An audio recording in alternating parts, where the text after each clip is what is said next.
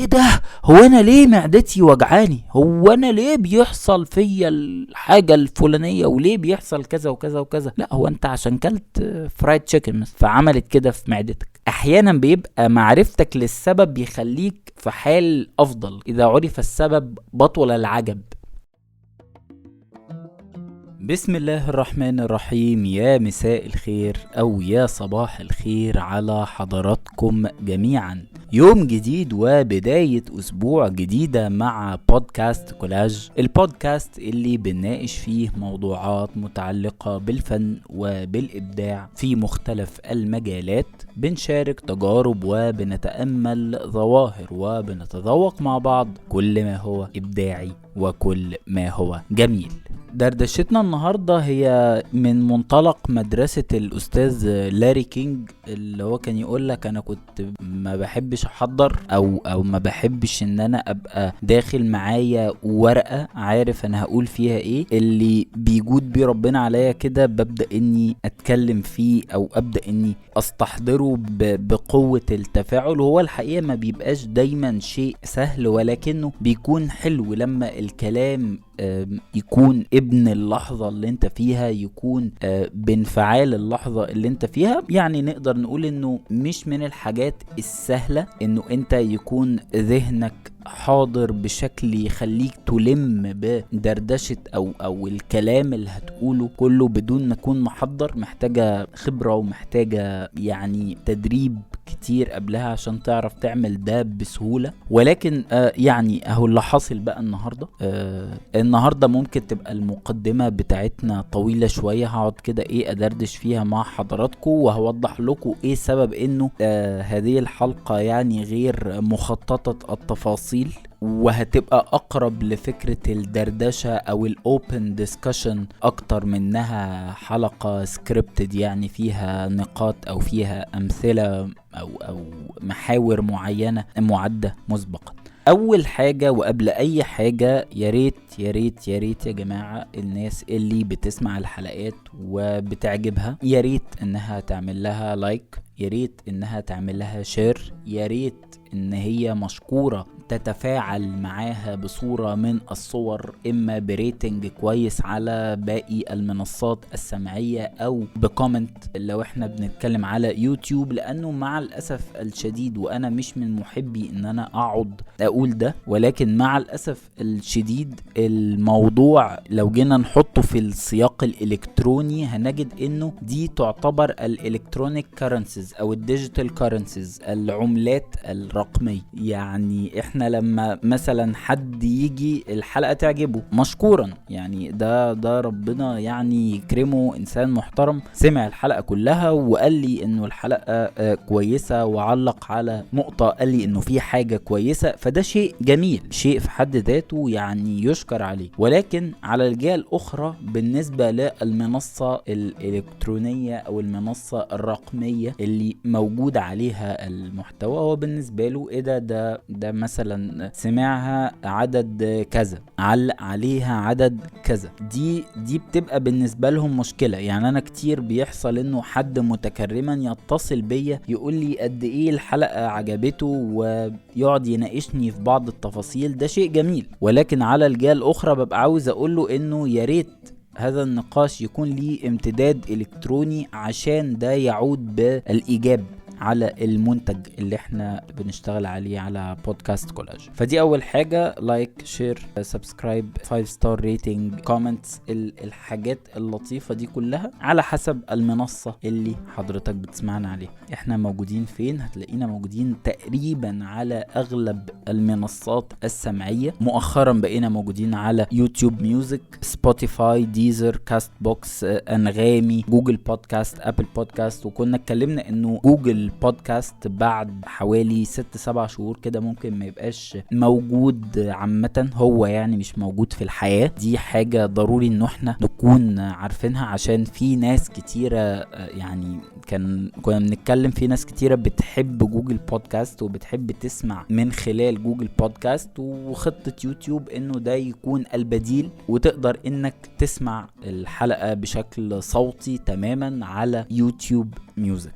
تاني حاجة، وهي برضو من الحاجات اللطيفة اللي انا عاوز اشاركها مع حضراتكم، انه ده اول مرة نسجل في الشتاء. قبل كده كانت الحلقات اوريدي مسجلة يعني، وانا للأسف الشديد بضطر ان انا اسجل الحلقات لانه ضغط الشغل عندي بيضطرني ان انا بمجرد ما الاقي مثلا يومين ورا بعض كده فاضيين فاقعد يعني اشوط عدد من الحلقات على حسب ما اقدر يعني. فده اول مرة من فترة طويلة يكون التسجيل في الشتاء. وليه دي حاجة حلوة؟ هشارككم برضو في التفصيلة دي حاجة حلوة لانه انا بسجل في ركن معين كده في البيت عندي، والركن ده عشان الصوت يطلع بشكل مقبول هو بيبقى مكان مقفول تماما، ولا فيه ولا مروحة ولا تكييف ولا اي حاجة، وكمان المكان بيبقى فيه رطوبة. ده بيخلي على مدار الشهور اللي فاتت عملية التسجيل هي عملية معذبة جدا وعملية مرهقة جدا، وكانت بتخلي مجرد انه يجي في بالي اني افتكر ان عندي تسجيل بحس بمعاناة يعني. فالحمد لله الواحد دلوقتي قادر انه يتفاعل مع الشتاء بشكل افضل. ان شاء الله يقعد معانا الحبة دول، وعملية التسجيل باذن الله تبقى عملية اكثر سلاسة وراحة بالنسبة لنا. وبرضو ما ترضوناش انه الواحد يبقى قاعد بيسجل وهو متعسف يعني. وتالت حاجة حابب ان احنا نتكلم فيها او حابب ان انا اقول لكم عليها، هي انه انا محتاج اني اشارككم معايا في الصورة شوية. انا كنت حابب اني اخد رأيكم فيما يعني زي ما بيقولوا كده ما يطلبه المستمعون. يعني انا برضو ببقى مش حابب اني طول الوقت ابقى بتكلم في الموضوعات بس اللي انا ممكن اكون اما منفعل بيها انفعال شخصي او سبق وفكرت فيها فحبيت اني اشاركها مع حضراتكم في موضوع حلقة. انا اللي حابب ان احنا نعمله على مدار الفترة الجاية ان انا اسمع مقترحات منكم من وجهة نظركم، انتوا ايه المواضيع او ايه المحاور اللي تحبوا ان احنا نتكلم فيها. لو عندكم افكار حابين ان احنا نتناولها او حاسين انه الكونتنت ده يقدر او هو كقالب يعني او كمنصة نقدر ان احنا نحمله بده، نقدر ان احنا نتكلم فيه عن الموضوعات اللي حضراتكم حبنا. قد تكون متعلقة بالافلام، قد تكون متعلقة اكتر بالاعلانات، قد تكون متعلقة اكتر بكتب بالانجليش او بالعربي، على حسب برضو انتوا ممكن تبقى افكاركم عاملة ازاي. لو في كمان مقترحات لتحسين المنتج، لو في افكار عند حضراتكم حاسين ان هي ممكن تحسن من المنتج بشكل اكبر، فياريت ان انتوا ما تبخلوش او يعني ما تحرموناش منها، لانه انا شخصيا هبقى حريص اني اسمعها، وقدر الامكان والله يعني هحاول اني انفذها. انا يمكن ممكن تبقى بعض الحاجات اللي قلتها النهاردة في الانترو ممكن تبقى اوريدي في حلقات سابقة كنت بقولها لحضراتكم، بس كنت بقولها في الاخر خالص. فانا عارف انه في ناس ما بتكملش، مش كل الناس ممكن تكمل لحد اخر لحظة، فادينا بنقولها المرة دي في الاول، بحيث انه انا فعلا حريص انه الموضوع ما يبقاش بس يوني دايركشنال او من جهتي انا بس تفكير واحد او وجهة نظر واحدة. انا حابب اني اسمع من حضراتكم. طيب دردشتنا النهاردة بقى هي ما كانتش الدردشة بصراحة المخططة، ولكن هي كانت فكرة كده مسيطرة عليا بقالها شوية ايام بسبب الظرف العام والظرف الشخصي وظروف كده كتيرة خلت انه انا اقرر اركن شوية الموضوع اللي انا كنت حابب ان احنا نتكلم فيه، ونتكلم النهاردة فيما يعني يشبه النقاش المفتوح او الدردشة المفتوحة او الفضفضة او الاوبن ديسكشن او اي مكان اللي تحبوه يعني. وتبقى دي موضوع الحلقة. موضوع الحلقة هنتكلم فيه او هنحاول ان احنا نركز فيه على جزئيتين ان شاء الله، ما يبقاش يعني موضوع طويل، وبخصوص برضو مدة الحلقة وطولها احب ان انا اسمع وجهة نظر حضراتكم، لانه هي برضو حاجة فاريبل او متغيرة جدا ما بين رأي حد والتاني. يعني انا بلاقي انه في حد ممكن يبعت لي انه اتبسط انه الحلقة طويلة، وفي حد يبعت لي انه اتبسط ان الحلقة قصيرة. دي حاجة انا يعني برضو ممكن لو بتفكيري لوحدي او لو انا قستها على تفضيلاتي الشخصية، مش شرط انه ده يتوافق او يتناسب او يتفق مع وجهة نظر او الطريقة اللي حضراتكم بتفضلوها. زي ما قلت لحضراتكم، احنا النهاردة هنحاول نركز على محورين وهم اللي كانوا مسيطرين عليا بشكل كبير جدا. المحور الاول هو ازاي انا لو شخص بمتهن مهنة ابداعية، ولكن انا دلوقتي ممكن ابقى شغالها على سكيل كوميرشال شوي. يعني مثلا انا حابب انه فور اكزامبل او يعني على سبيل المثال، حابب اني اشتغل في السينما مثلا، حابب اني اشتغل في الدراما، حابب اني اكتب حاجة خاصة مثلا، مشروع هياخد مني 2-3 شهور، ولكن في نفس الوقت انا عندي التزامات بتخليني مش طول الوقت مثلا كشخص عارف افضى وعارف اني اقعد اشتغل على ده، بل بالعكس ممكن ابقى بشتغل على منتجات او حاجات هي ابداعية، ولكن مش شرط اني ابقى حاسس معاها باشباع ابداعي او اشباع حتى طويل المدى، او مش شرط اني ابقى حاسس انها حاجة عندها القدرة على الصمود قدام، حاجة تستمر قدام، حاجة تفضل موجودة قدام، وافضل اني اقدر استدعيها وافضل افكر واشوف نفسي في تفاصيلها. فدي نقطة الاولى، وهي حتة البالانس، ازاي ان انا اقدر اعمل البالانس ده. النقطة التانية هي حاجة كده ممكن لو حضرتك او حضرتك اللي بتسمعوا مش بتشتغلوا في مهنة ابداعية، ممكن تحسوا ان هي حتة غريبة شوية، ولكن هي ليها دعوة بالسوبر باور بتاعة الشخص الكرياتيف، وهي حتة الحساسية او السنسيتيفيتي. حساسية المبدع دي هي الحاجة اللي بتخليه دونا عن بقية الناس عارف انه الحاجة دي لو اتحطت مع الحاجة دي ممكن تدي التيست او الطعم او الشكل الحلو ده. يعني احنا كلنا ممكن نبقى قاعدين شايفين نفس مثلا المنظر الطبيعي، لكن الشخص المبدع ده هو اللي عنده السنسيتيفيتي، او هو اللي عنده الانتنة او الرادار كده اللي بيلقط، اللي يخليه يقرر انه والله مثلا الفريم ده او الاطار ده لو اتحط فيه كذا وكذا وكذا هيدوا شكل جميل. تخلي الكاتب يبقى عارف انه انا لو حكيت الحدوتة بتاعة الاب الفلاني اللي بيعمل 1 2 3 بالطريقة دي، تخليه او تبقى ساعتها حدوتة حلوة. ده كله بيجي من السنسيتيفيتي بتاعة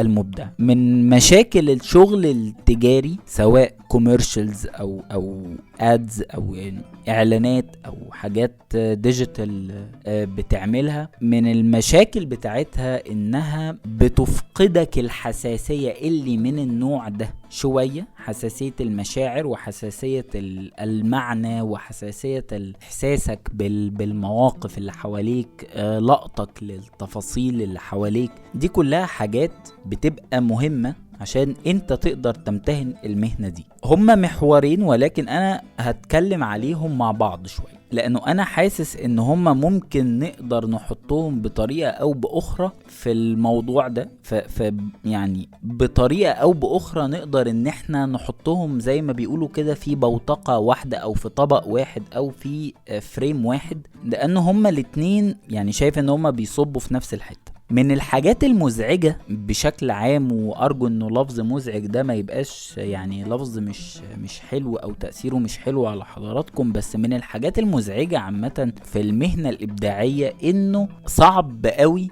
انه انت تمسكها، صعب قوي ان انت تبقى عارف فيها ايه الصح وايه الغلط.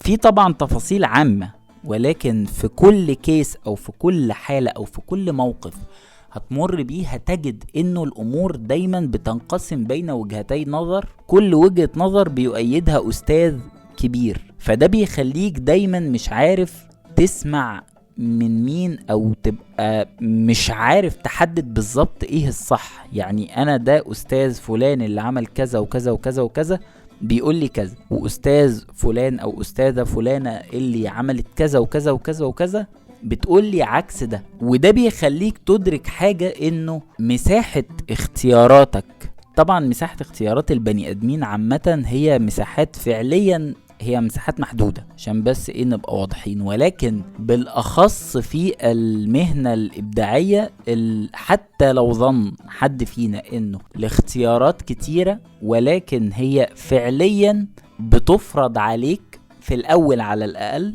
طالما انت ما تملكش ارادة يعني قيام بمشروع لوحدك، او ان انت يبقى معاك الفند او القوة او العلاقات اللي تخليك تعمل حاجة لوحدك، فانت في الغالب في حاجات بتفرض عليك.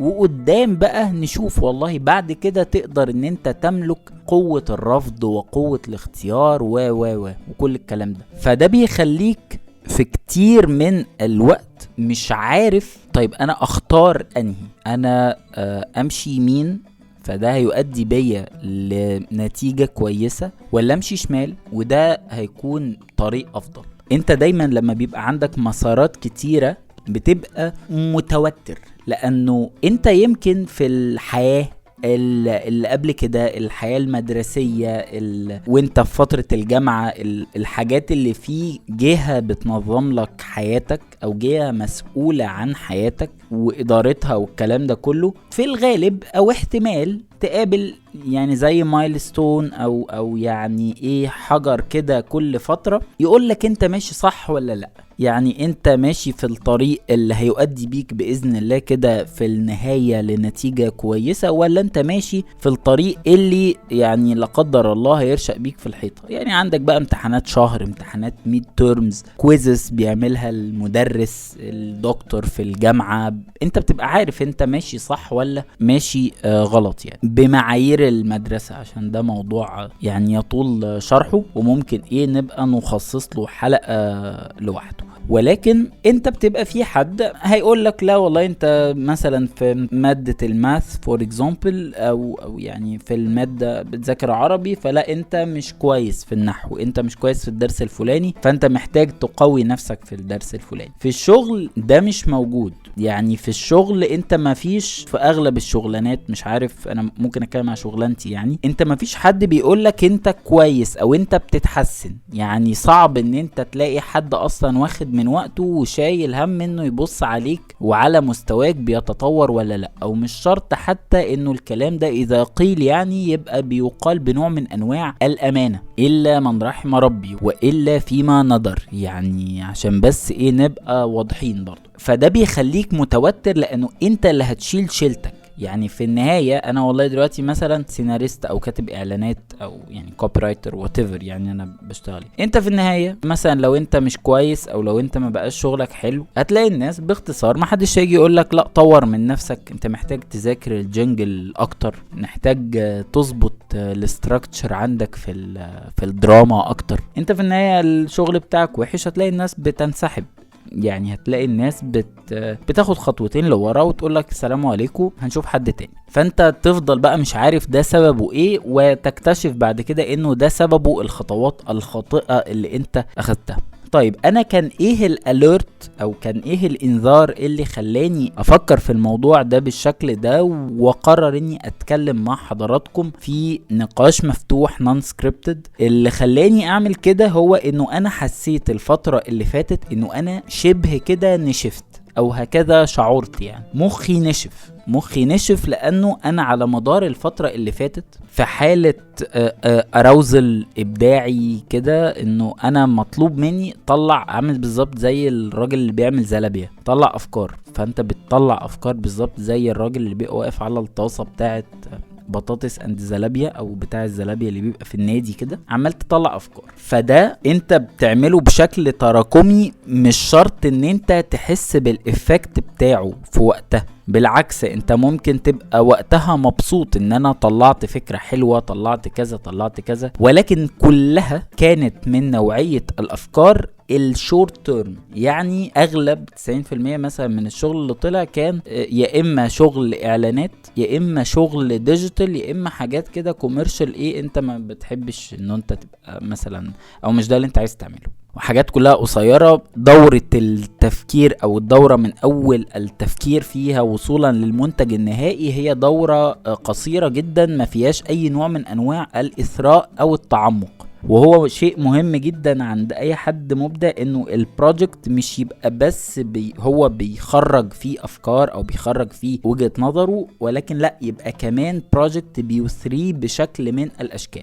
حسيت امبارح بالتحديد قبل ما اسجل الحلقة دي، حسيت بحالة من حالات الجفاف والتبلد في الاحساس انا ما حسيتش بيها قبل كده لدرجة كبيرة. كان قبلها كان في تسليمات كتيرة جدا وديدلاينز وميتينجز وقبلها كنت تعبان، فوصلت المرحلة انه انا بقيت امسك السكرين سواء بقى التلفزيون او الموبايل، افتح مشهد انا بحبه، افتح اسمع اغنية انا حاببها عشان انفعل بمعانيها، احس باشعارها وانا بسمع. مش عارف خالص اجي افتح المايك عشان اقول الحلقة وهي كانت سكريبتد، يعني اجي اقول انا مش قادر اطلع بوتنشل في الكلمة، مش قادر اني انفعل بالكلمة. حالة جفاف رهيبة. بالتزامن مع ده بعدها بكام ساعة احد الناس كلمني، كان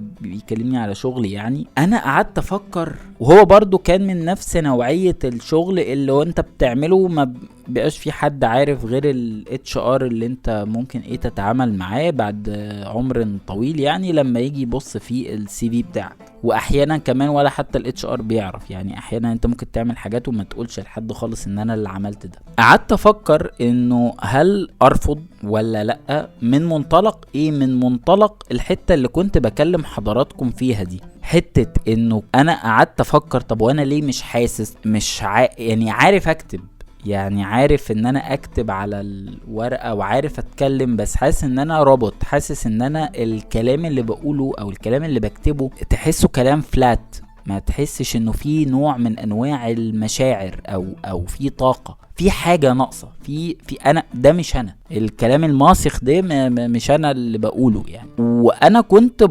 يعني انا عامة بحب ابص على حواديت الناس الاساتذة يعني. فاحدى الاساتذة كانت سيدة بتتكلم يعني في لقاء كده وقت مهرجان القاهرة السينمائي اللي فات، كانت بتتكلم عن ضرر العمل في مهنة الاعلانات او في صناعة الاعلانات بالنسبة للمبدع اللي عاوز انه يبقى بيحكي حواديته الخاصة، مش الحواديت اللي صاحب البراند عاوزها، بتفقده الحساسية بتاعته. وكانت بتتكلم على قد ايه ده هي حست انه هي بدل ما بتبقى عايزة تحكي حدوتة حقيقية فيها مشاعر، هي عايزة البنت اللي ايدها جميلة، عايزة الوش اللي السنان فيه حلوة، فتراكمات كتير.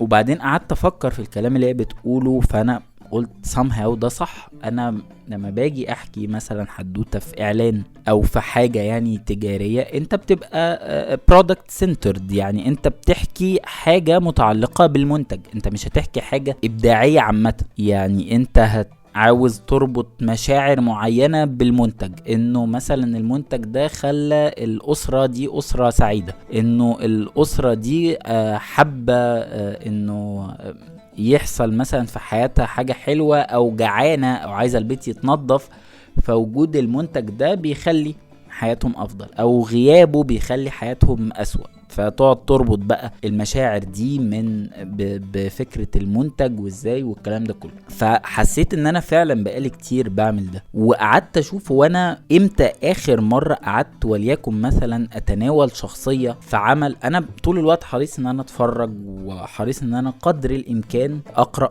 امتى اخر مرة قعدت مسكت شخصية حد اخدتها كانت مقدمة في فيلم او مقدمة في عمل درامي تلفزيوني او على بلاتفورم، وقعدت تأملتها وقعدت اشوف ابعادها وقعدت اشوف العمق بتاعها، لقيت انه ده ما حصلش بقاله كتير. يعني انا بقالي كتير باخد من على الوش، وحتة من على الوش ولا من تحت القفص قوي، دي حتة برضو ايه من الحاجات اللي ضروري الكرياتيف يبقى واعي ليها. هو عارف الفكرة دي مدى العمق بتاعها قد ايه، او هو جايبها من انهي مستوى تفكير، او الدايمنشنز او ابعاد الفكرة نفسها قد ايه. فانا لقيت نفسي فعلا انا عمال بستهلك الكيلو شوية من الدهون اللي موجودين في مخي، اللي هم المخ دول يعني، والاعصاب والموصلات والحاجات دي كلها، عمال بستغلهم من على الوش. عامل بالظبط زي اللي بيعمل كده ايه، لبن خالي الدسم، بيغلوا اللبن والقشطة تتكون من على الوش فتشيلها وخلاص ويفضل لبن خفيف. فده حسيت بيه جدا. زود بقى عندي حتة المعضلة دي لما لقيت الشخص بيكلمني على حاجة عاوز يعملها في شغل، وهي مش بس حاجة كده ايه قصيرة، ده بروجكت ممكن يقعد شهور، يعني ممكن يقعد فترة طويلة، مش حاجة مؤقتة، ولا يعني ما بين قوسين اعذروني يعني في اللفظ نحتاية وخلاص، حاجة انت هتضطر ان انت تلتزم. فقعدت افكر انه هل الوقت ده صح ان انا اشتغل فيه على الحاجة التجارية اللي باختصار شديد جدا الهدف منها ان انا اجيب فلوس اكتر، وفي ظل بالذات الفترة الاقتصادية اللي ربنا يا رب يعني يعديها على خير ونتخطاها، لان هي ضاغطة، هي بالذات بتضغط على اللي للأسف ندهانة، يعني نداهة الإبداع. لأنه أنا والله مثلا لو شغال مهندس الصبح وبعدين لقيت في فرصة ان انا اكمل في مكتب هندسي تاني بالليل، فتمام، واي نوت، ده رزق زياده جايلي وحاجه يعني زي الفل، فايه المشكله؟ لكن انت كمبدع بتبدا تدخل في صراع مع نفسك في ما اذا كانت الخطوات اللي انت عمال تاخدها دي ماشي هتجيب لك فلوس وحلو وجميل وكل حاجه، لكن هل على اللونج تيرم هتحسسك انه انت بقى معاك فلوس ولكن في نفس الوقت انت نشفت، فقدت حاجه؟ كان في موضوع مكتوب عن الأستاذ عباس محمود العقاد، افتكرته دلوقتي وأنا بتكلم مع حضراتكم، فكنت بقرأ الموضوع ده. كان بيحكي على مهنة الصحافة وتأثيرها على الأستاذ عباس محمود العقاد. كان بيقولك إيه يا سيدي؟ إنه لم تجني، أنا فاكر الجملة دي كويس جدا، لم تجني عليه الصحافة ما جنته على آخرين. لم تجني عليه الصحافة لأنه من مشاكل المهنة الصحفية إنها من زاوية تانية برضو بتخليك بني آدم شورت تيرم شوي، يعني مش كل الصحفيين، طبعا في استثناءات، ولكن مش كل الصحفيين بيقدروا إن هم يبقوا بني آدمين عندهم قدر من العمق. كنت افتكر في احدى الجرايد اللي اشتغلت فيها، كنت قاعدين بالليل في شفت كده، وبعدين بسأل، كنت بتكلم يعني حد من السادة الصحفيين اكبر شوية مني سنا وقتها. كنت انا حريص عامه كشخص ان انا اسمع يعني، ولا ادعي معرفه في اي شيء، يعني انا بالعكس بحس ان انا عاوز اسمع من تجارب ناس تانية واخد من هنا على اخد من هنا ونجرب يعني، وديها ماشي. فبساله طيب انا لقيته قاعد بقاله كتير، انا كنت فاهم غلط في الصحافه، انا كنت مقتنع ان انا لو رحت قعدت في الجورنال كتير هم كده يقولوا عليا ايه ده صحفي شاطر يعني. فجيت بسأله طيب حضرتك انت يعني بتقرأ امتى؟ يعني انا اللي شايفه ان انت عمال تكتب. هو كان بيكتب اخبار كتيرة جدا، يعني هو كان اديتور لسه، او كان لسه محرر، فقعد مش عارف خلص 7-8 اخبار من نوعية نشرت الفنانة الفلانية صورة على تطبيق مش عارفة كذا كذا، وتفاعل مع الجمهور بالشكل الفلاني، وقالت معلقة مش عارفة مين شكلك يجنن. هو ده اللي بيعمله، عمال يعمله كتير. فانا بسأله طب حضرتك بتقرأ امتى قال لي وانا اقرأ ليه؟ وبالمناسبة هو عادي، هو صحفي مستمر يعني، عشان بس ايه محدش يبقى ظنه انه لا ده شخص مشي ولا اكيد ده شخص مش هيقدر انه ينجح، ولا يعني العمق والثقافة ملهمش اي علاقة خالص بنجاحك، عشان دي انا حاجة ادركتها. يعني الصحافة برضو بتدخلك في نفس حتة اللي هو انا مش عارف، انا بقيت مخي بيسموه كده ما بين قوسين ضحل، عمقه قليل، اللي هو انا عمال من كتر ما انا بلقط من على الوش مخي خلاص بقى عارف ان انا مش محتاج اجيب حاجة من تحت. فده فضل عامل لي اليرت كده. وبعدين بقى المشكلة على الجهة الاخرى، ودي اللي كنا بقى بنتكلم عنها في الاول خالص، حتة انه انت ما تقدرش تقول ايه الصح وايه الغلط في المهنة الإبداعية، وهنا أقصد في مدى صحة وخطأ الخطوات بتاعتك. يعني ان انا لانه الخطوات دي اختيارات ممكن تبقى، وانا مدرك ده يعني انه هي اختيارات في النهاية مقدرة يعني من قبل ربنا، ولكن ما حد فينا عايز انه في الاخر حتى لو ربنا كاتب له ان هو خلاص مسيرته تنتهي في الاخر وعنده 60 سنة، انه انا ما وصلتش لحاجة من اللي حلمت بيه كما قال الاستاذ محمد محي. تمام، هو ده ممكن يكون قضاء وقدر ربنا. بس احنا دلوقتي، انا دلوقتي راجل عندي 26 سنة، عاوز اني اتخذ قدر الامكان بقدر ما انا اقدر اختيارات تنعكس على مستقبلي قدام بالايجاب. والله يا سلام بقى لو كبرت كده وبقى في حقوق عرض للاعمال، لو اشتغلت على اعمال كده حلوة فيبقى ليها حقوق عرض، فانا كل ما المسلسل ده او الفيلم ده يتعرض ياخد نسبة. يبقى مثلا لو كتبت اغنية فكل ما تتعرض يبقى في حق اداء علني، دي تبقى حاجة جميلة. او ممكن عادي ربنا يرزقني بحاجات تانية ويحرمني من ده، او ما يبقى شايف انه ده مش انسب حاجة ليا، يعني يبقى ده رزقي. مدرك ده ومتفق. انا برد على اللي ممكن يبقى حد من حضراتكم هيقوله يعني بينه وبين نفسه. عاوز اقول لكم انه احيانا ايد ربنا بتتدخل، انه انت ممكن يعني تعب مفاجئ بدون اي مقدمات يوم حاجة مهمة الصبح، فتجد انه لا، الحاجة دي تروح منك وربنا يقفل لك السكة بتاعتها، وتكتشف فيما بعد انه ده كان فيه خير ليك.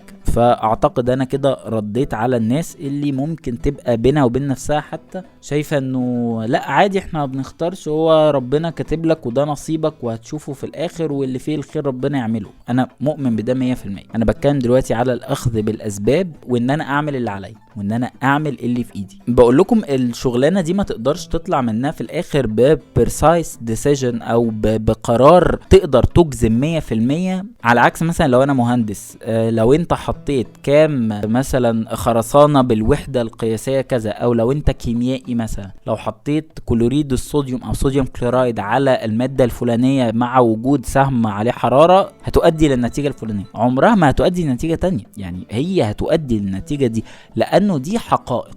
المهنة الإبداعية بقى حد يقولك انه والله انت لا عادي انتشر واعمل حاجات كتير وحد تاني يقولك لا، قوة الرفض والمش عارفة ايه وتلاقي الاتنين بيقولوا لك انت نفس النصيحة. يعني الاستاذ فلان والاستاذ فلان بيقولوا لك انت وهم شايفينك انه انت صغير او في المرحلة دي، فتلاقيهم بيقولوا لك نفس النصيحة اللي هي عكس بعض. فهي دايما هتلاقوا حتى احنا في الكلية عمرنا ما كنا بندرس رولز، يعني احنا كنا دايما بندرس اما principles او مبادئ او theories او يعني النظريات، communication theories بقى، media theories، الكلام ده كله. يعني مفيش رولز، مفيش مثلا فورميولاز ثابته. فانا بعد ما سمعت الاستاذه يعني اللي كانت بتتكلم في اللقاء وفهمت منه النقطه دي، سالت برضو انا يعني احد الاساتذه يعني ازعم ان علاقتي بيه طيبه، فبعت له سالته على الموضوع ده. سؤالي كان كالتالي، انه انا دلوقتي امتى اقدر ارفض حاجه وفي المقابل اني اركز في اثراء نفسي في الوقت التاني، ما بقاش بس يعني والله مثلا شغال من الساعة كذا للساعة كذا اللي هو الشغل اللي بيجيب فلوس، والباقي ده بعمل حاجات تانية بقى بتخليني بني ادم اعمق يعني. فهو كان من وجهة نظره قال لي انه عملية التلقي وعملية الاثراء الذاتي ديت، او ان انت يعني تقل نفسك، هي عملية مستمرة وتراكمية ومش هتقف. تاني حاجة هو برضو كان من وجهة نظره انه والله بص، انت دلوقتي في السن اللي تعمل فيه كل حاجة وتجرب فيه حاجات كتير، وفي النهاية كل خطوة بتسلم لخطوة تانية. دي كانت وجهة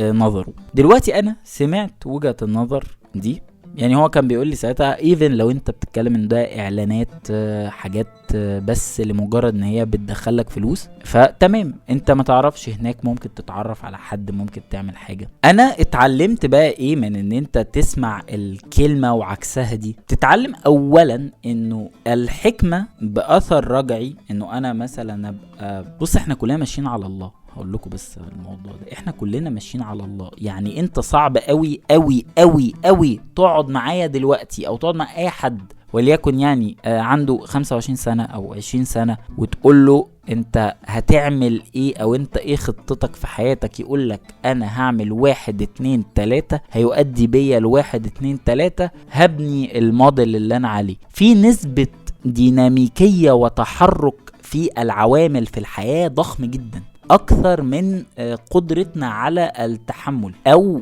اكثر من قدرتنا على التنبؤ. انت اي حد بيسألك على اجابة او بيسألك سؤال منتظر منك اجابة متعلقة بالمستقبل، فانت في الغالب بتجاوبه بمعطيات اللحظة، معطيات ان انا دلوقتي بفكر في كذا، وانه انا الظروف بتاعتي 1 2 3 ومعارفي 1 2 3. ولكن ما بين اللحظة اللي انت قلتها دي وبعدها حتى بدقايق ما تعرفش العوامل المتغيرة دي ممكن يحصل ايه. ممكن تلاقي حد، وده موقف برضو كان لسه حاصل لي من قيمة اسبوعين كده، حد انت مثلا ما شفتوش بقالك 5 سنين انت ما شفتوش، واصلا سقط من حساباتك ان هو موجود على الكوكب بيتنفس معاك من نفس الهواء، وتلاقيه بيكلمك يا خالد ازيك، ايه الاخبار، احنا مش عارفة كنا بنفكر في كذا كذا وانا رشحتك، او انا يعني حابب ان انت اللي تعمل ده. طب هو افتكرك منين؟ طب هو شافك منين؟ دي بقى ديناميكية الحياة، وعدد العوامل اكبر من ان انت تقدر تحصيه. يعني العوامل يعني متغيرة ومتحركة بشكل كبير جدا. احنا اغلبنا بيبقى ماشي كده اللي هو ايه، ماشي بنور الله، الا بقى لو في استثناء او حاجة زي كده. انا اتعلمت من او بتعلم دايما من حتة ان انا اسمع وجهات نظر مختلفة، ان انت تاخد صوت المنطق فيهم هما الاتنين. صوت المنطق في مثلا هتكلم على الكيس اللي انا يعني عشان ما بقاش بتكلم كلام مجرد، يعني هتكلم على الكيس او الحالة اللي احنا فيها دلوقتي. انت اكيد 1,000,000% لو طول الوقت بتستقي الاحساس بتاعك من اعلانات، مثلا لو اتكلم على كيس الاعلانات يعني، واسقط ده بقى على كل حاجة تانية انت تقدر تعملها، اي شغل تجاري بس ما فيهوش اي شغف ليك. لو انت بتستقي خبراتك وبتستقي احاسيسك وبتستقي رؤيتك طول الوقت، وشغلك بس طول الوقت من اعلانات، ده بالضرورة هيؤثر على سنس البنى عندك. لو انت عاوز مثلا تشتغل سكرين رايتر او سيناريست، ده بالضرورة هيؤثر على شكل البنى. قد يؤثر بالمناسبة بالإيجاب عن طريق انه انت يبقى عندك رتم سريع خاص بيك يؤدي انه لا شغلك يتميز، وقد يؤثر عليك بالسلب عن طريق انه انت تبقى بني ادم حتى لو بتقدم فكرة حلوة كرياتيف كل الكلام ده، ولكن في ضحالة، في نقص في العمق، مفيش اثراء او مفيش غنى انا كشخص بطلع بيه، انا كمتلقي بزيد بيه لما اسمع او اتفرج على المنتج اللي انت هتقدمه. فده طبيعي. ولكن في نفس الوقت انت دلوقتي هل بدون وجود، انت بتعمل ده عشان الفلوس، هل عدم وجود الفلوس خالص او ان انت بالبلدي كده تبقى مستغني، هل ده طول الوقت هيخليك تبقى مستريح؟ ما احنا برضو الواحد عشان يبقى مبدع فهو بيحتاج يبقى رايق شوية. يعني والله انا مثلا مش هيبقى عندي ميتنج وابقى مبسوط ان انا رايحه بمواصلات عامة، لا ابقى رايحه كده واطلب التطبيق اللطيف، مش عارف ليه مش عايز اقول اسم، يعني على اساس ان هو هيبقى اعلام مثلا، يعني طالب اوبر، طالب ان درايفر، طالب ديدي، ايا مكان اللي عليه برومو كود يعني او اللي عليه خصم، تروح كده بعربية مكيفة رايق، الدنيا لطيفة، واخد كنزاية او الكان بتاعة الريد بول معاك كده، وفترة من TBS، والدنيا لطيفة. اكيد هيبقى ادائك في قدر من الانتعاش، على عكس ما تبقى انت يعني واقف على العربية ومستني العربية تيجي، يعني واقف على عربية الفول تخلص اكلك وتروح تحبس بشاي، وبعد كده تروح تجري بقى ورا الميكروباص تشوف مين اللي بيحمل ولا مين اللي بيعمل ده بالضرورة بيؤثر.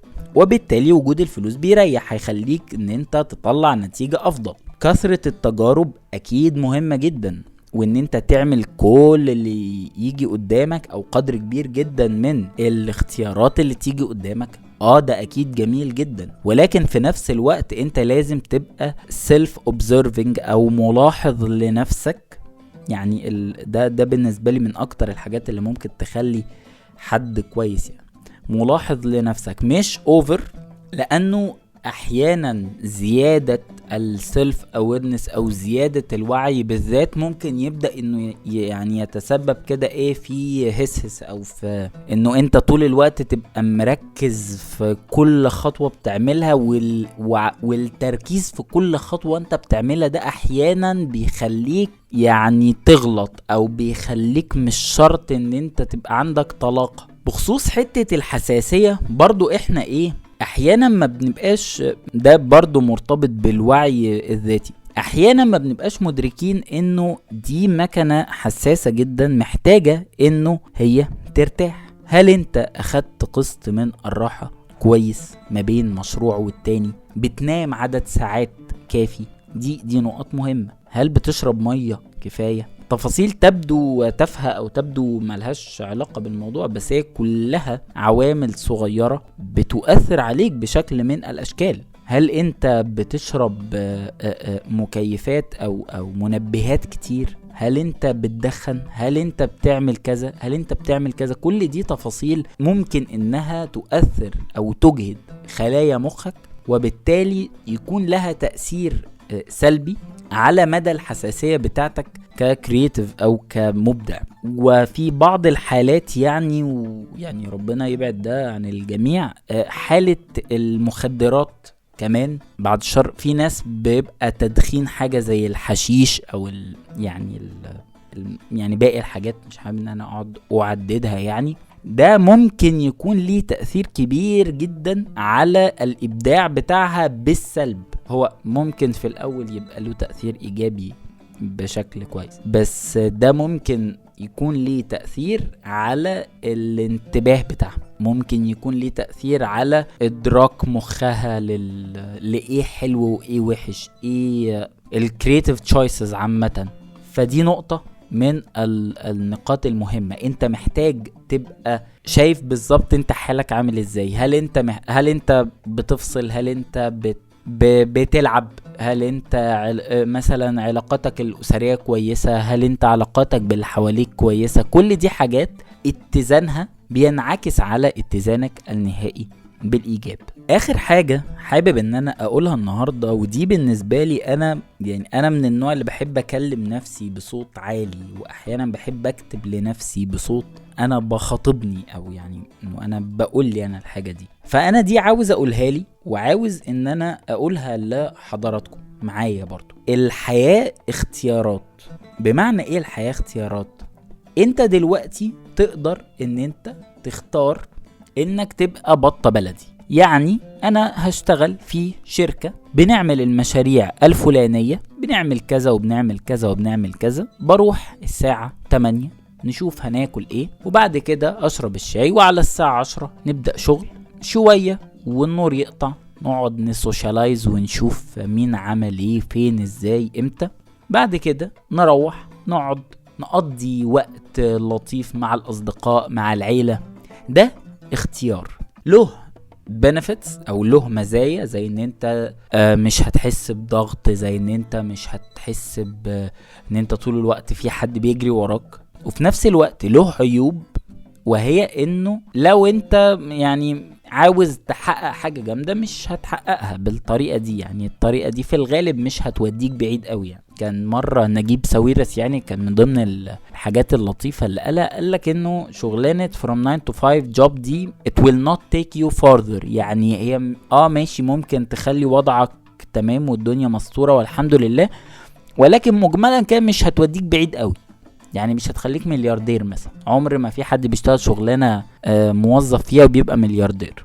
ده قد يكون اختيارك، وهو انه انت تبقى عايش حياة هادية. وهل ده اختيار عيب؟ خالص. وللأسف دي من الأدواء يعني أو جمع داء اللي احنا أصبنا بيها بفعل السوشيال ميديا، وهي شكل الحياة أو شكل النجاحات السبايسي اللي فيها لبس فورمال، واللي فيها سيليبرتيز، واللي فيها صور حلوة على انستجرام. احنا ده بقى للأسف معيار النجاح عندنا. فلا خالص مش عيب ان انت يبقى ده اختيار، ولكن لو انت حابب انك يبقى معاك فلوس وحابب ان انت تتطور في شغلك وحابب ان انت تكون مثقف وحابب ان انت تعمل مشروعات فيها صوتك وفيها افكارك وفيها وجهة نظرك، يبقى لازم تكون مدرك انه ده ليه ضريبة، ده ليه تمن. فما تشتكيش، يعني في المثل بتاع اللي عايز الدح ما يقولش مش عارفه ايه، فده لازم تكون مدركه وما ترجعش تشتكي في النص. انت عامل زي بالظبط اللي معاه طيارة. في حد ممكن ياخد عجلة او يعني تروسيكل صغنن كده ويلف بيه في القرية وخلاص، وفي حد عايز ياخد طيارة F-16 يجري بيها مسافات مش عارفة ايه ويضرب هدف كذا ويضرب هدف كذا. ده ليه تمارينه وده ليه تمارينه، ده محتاج يبقى رئته بشكل معين وقوته بشكل معين. ده على الجهة الاخرى لا عادي، هو ممكن يبقى حد اوفر ويت وسايق التريلا ولا التروسيكل ولا الحاجة البسيطة اللي هو سايقها وعادي. يعني لازم تبقى عارف ان الموضوع ده ليه تمن، فما ترجعش تقول ان انا في صراع. الصراع النفسي طبيعي. افتكرت دلوقتي مثال مع اختلاف يعني حجم والمقام. سيدنا ابراهيم عايز يسأل ربنا انه طب يعني انت فين؟ يعني انا ماشي، انا لكن ما عارف ان حضرتك موجود او عارف انك موجود يا رب، بس ولكن ليطمئن قلبي. نفس يعني برضو قصة يعني مشابهة شوية. يعني سيدنا موسى لما كان عاوز يشوف ربنا، طب هو يا جماعة هو ايه الباك جراوند بتاعت المشاعر او ايه الخلفية الشعورية يعني اللي خلت الناس دي تسأل الكلام ده او تسأل الاسئلة دي؟ ما هي حالة حيرة واحتراق داخلي وتفكير، وبالتالي الانسرتينيتي او عدم الوضوح ده هو شيء طبيعي. احيانا بنبقى محتاجين ندرك انه والله انا عارف انه انا دلوقتي في مشكلة، بس انا عارف انه دي مشكلة طبيعية. يعني مثلا انا عارف ان انا وليكن اكلت من المطعم الفلاني فانا معدتي وجعت، خلاص انا معدتي وجعتني، قاعد دلوقتي ماسك معدتي وبتاع، مالك يا ابني تعبان ليه؟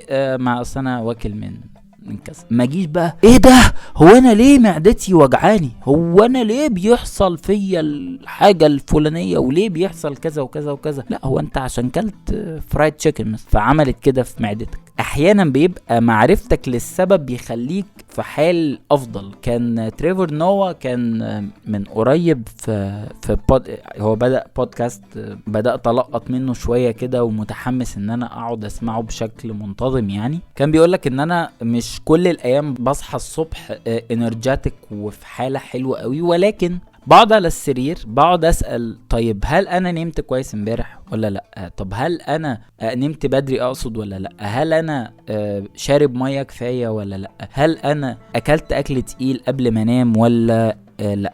اسئله كتير اقدر او يقدر هو من خلالها يعرف انه والله انا ممكن ابقى وليكن انا شربت مثلا بالليل فصحي مصدع، عملت الحاجه الفلانيه بالليل فصحي في حال مش كويس، بقالي 6 ايام بشتغل ورا بعض 14 ساعة في اليوم فتعبان، النهاردة الخميس فانا تعبان. اذا عرف السبب بطل العجب.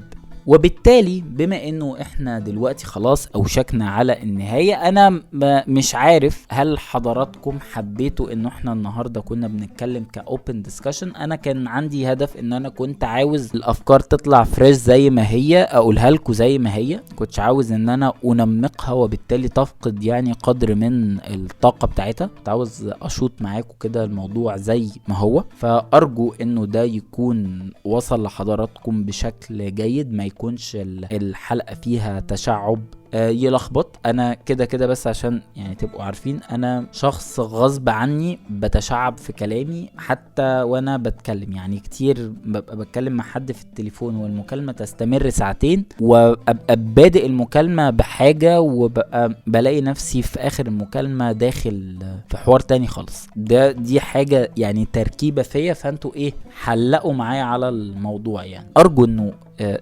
الموضوع كان يبقى ادى الغرض المطلوب منه، وهذا ما تيسر لنا قوله. اتمنى انه الحلقة تكون عجبت حضراتكم، اتمنى انها كانت تبقى مفيدة بقدر ما. اتمنى انه لو حد بيعاني من الهاسل او بيعاني من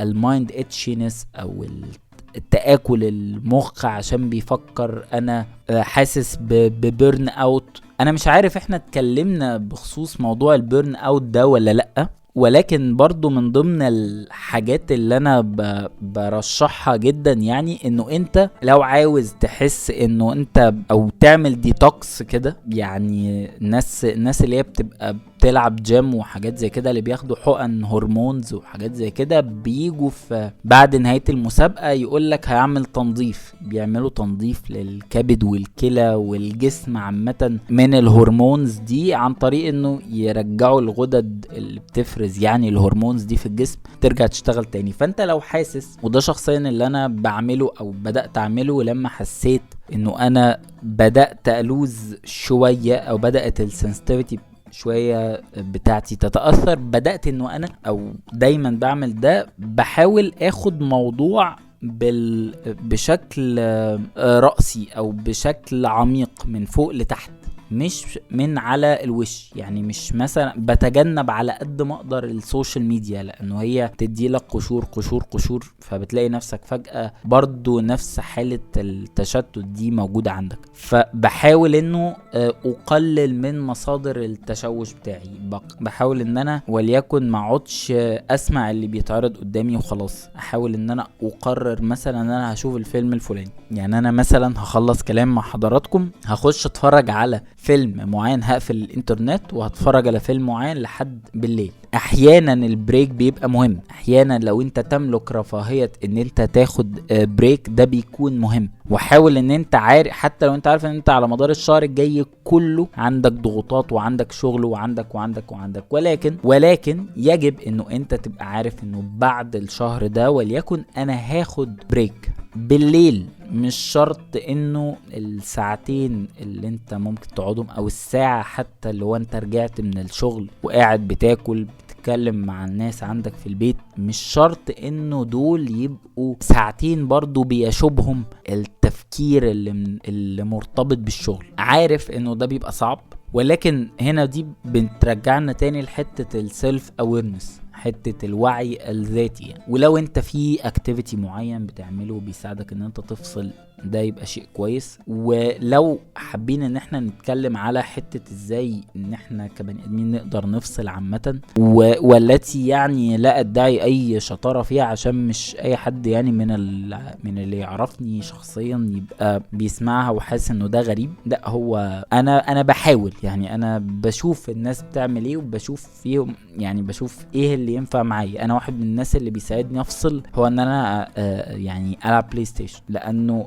ويمكن ده انا قلته اكتر من مرة، انت لمدة 10 دقايق بيبقى كل تركيزك في الدنيا ان انت تجيب اجوان وما يجيش فيك اجوان، which حاجة تافهة جدا وانت بتبقى مفكر فيها بجدية. فمش حابب ان انا يعني اطول على حضراتكم اكتر من كده النهاردة. اتمنى انه الفكرة تكون وصلت لحضراتكم بشكل كامل، اتمنى انه الحلقة تكون عجبتكم، واتمنى لو هي عجبتكم زي ما قلنا بقى في الاول خالص ان انتوا تدعمونا بلايك وبشير وبسبسكرايب او ب5 ستار ريتنج او بفولو على ايا ما كانت المنصة اللي حضراتكم بتفضلوا ان انتوا تسمعوها. وانتظرونا بإذن الله الحد الجاي وحلقة جديدة من بودكاست كولاج، وسلام عليكم.